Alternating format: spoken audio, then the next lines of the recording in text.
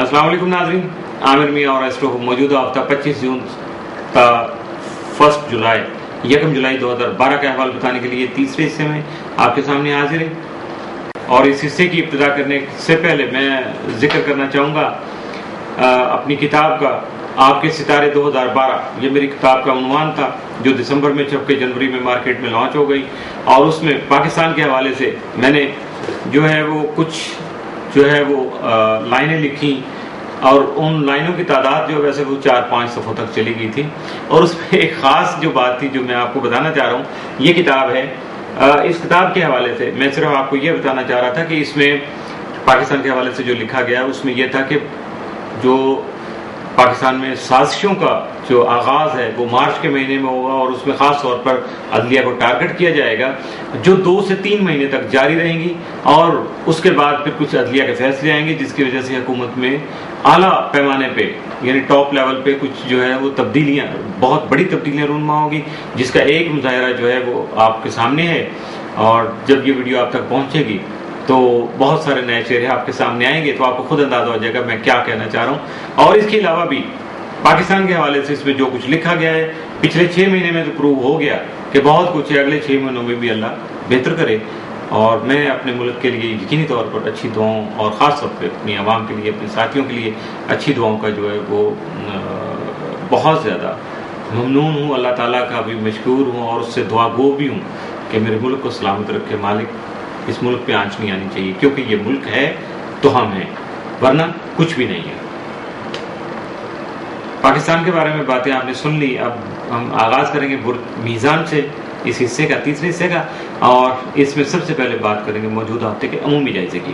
آپ کہا کہ مسارہ زہرہ تمام مزاج کے 9ویں گھر میں رہتے ہوئے 27 جون رجت کی حالت میں ہوگا، جس سے بیرون ملک سفر سے متعلقہ کاموں میں رکاوٹ پیدا ہونے کے علاوہ شعبہ تعلیم سے منسلک افراد یا طالب علم کو اپنے اساتذہ سے مشاورت کیے بغیر اپنے جاری معاملات یا مستقبل سے متعلقہ منصوبہ میں کسی قسم کی کوئی تبدیلی نہیں کرنی چاہیے۔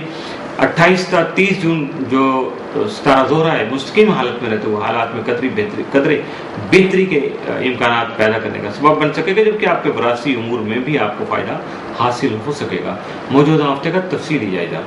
25 جون کو اجتماعی کاموں میں شرکت کر سکیں گے، جبکہ آپ کی محنت اور لگن ہی ترقی کا پیش خدمت ثابت ہو سکے گی۔ 26 جون کو بچوں کے ساتھ ان سے متعلقہ جو معاملات ہیں ان کے بارے میں دوستانہ ماحول میں بات کرنے کی کوشش کیجیے گا۔ 27 جون کو مالی امور کے متعلق اہم فیصلے کر سکیں گے۔ 28 جون کو گھر کی مرمت کرنے کے علاوہ عزیز و اقارب سے میل ملاقات کے دوران بعض دوسرے معاملات میں اپنی ذہنی صلاحیتوں سے کام لے سکیں گے۔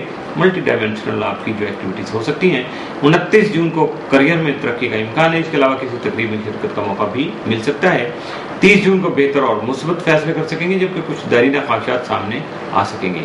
1 جولائی کو آپ کی خود اعتمادی میں اضافہ ہو سکے گا۔ موجودہ ہفتے میں ممکنہ طور پر آپ کے لیے سعد یا منفی اثرات کا حامل دن کوئی نہیں ہے، اس لیے انجوائے کیجیے گا۔ روٹین ورک کو روٹین میٹر ہے، اس لیے آپ کو کوئی زیادہ ٹینشن نہیں ہونی چاہیے۔ برج عقرب اسکارپیو، موجودہ ہفتے کا عمومی جائزہ۔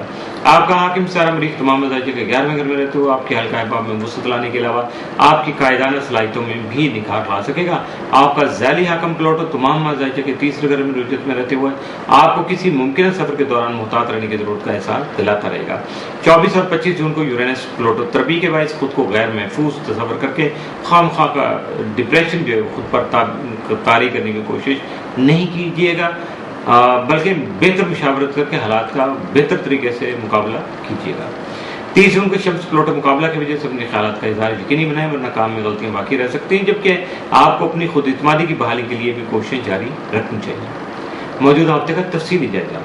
25 جون کو اپنی صلاحیتوں پر بھروسہ کیجیے گا، جبکہ کسی مخلص سے اس کا تعاون اور مدد جو ہے اندھیرے میں روشنی کی کرن ثابت ہو سکے گا۔ 26 جون کو اچھے اور برے دوستوں کی پہچان ہو سکے گی۔ 27 جون کو کچھ نئے معاہدے عمل میں آ سکیں گے جس پر عمل درآمد مفید رہے گا۔ 28 جون کو آرٹ، ادب، فن کے شعبہ سے تعلق رکھنے والے افراد جو ہیں فائدہ میں رہیں گے۔ 29 جون کو اپنی صلاحیتوں کا آزمانے کا موقع ملے گا، لیکن آپ کو خوراک کے معاملوں میں یا خوراک کو استعمال کرنے کے معاملے میں زیادہ محتاط رہنا بہت ضروری ہوگا۔ 30 जून को बातूनी किस्म के लोगों से वास्ता पड़ सकता है, इसलिए इन्हें नजरअंदाज कर देना ही बेहतर होगा।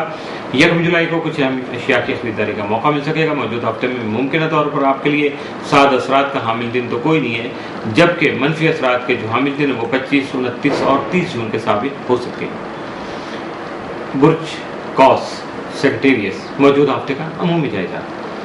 आपका आठ में सारा मुश्तरी 12 था 30 जून जायजा के 7वें घर में रहने से आपको शरारती उमूर से फायदा हासिल होने के अलावा गैर शादीशुदा अफराद की शादी को भी मुमकिन बना सकता है।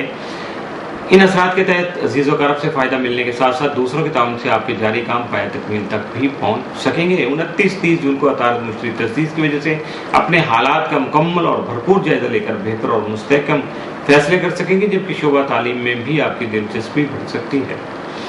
मौजूदा हफ्ते का तफसीली जायजा। 25 जून को ज़ाती उमूर पर तबादला ख्याल हो सकेगा, लेकिन काम के दौरान किसी मामले में गलतफहमी का शिकार भी हो सकेंगे। 26 जून को किसी भी छोटी सी बात को बढ़ाने की कोशिश नहीं कीजिएगा वरना आपके लिए मुश्किलात पैदा हो जाएंगी। 27 जून को बेइख्तियाती किसी परेशानी का सबब बन सकती है, लिहाजा एहतियात बरतिएगा। 28 जून को शरारती उमूर में शिरकत कर सकेंगे और दोस्तों के साथ अच्छा वक्त भी गुजार सकेंगे। 29 जून को माली मामलात जो है वो दरपेश होंगे, जिनकी वजह से आप कुछ नए मुआहदे भी अमल में ला सकेंगे। 30 जून को आपका रवानवी माहौल जो है साजगार होगा, लेकिन कानूनी उमूर में जो खास एहतियात बरतना आपके लिए बहुत ज़रूरी होगा।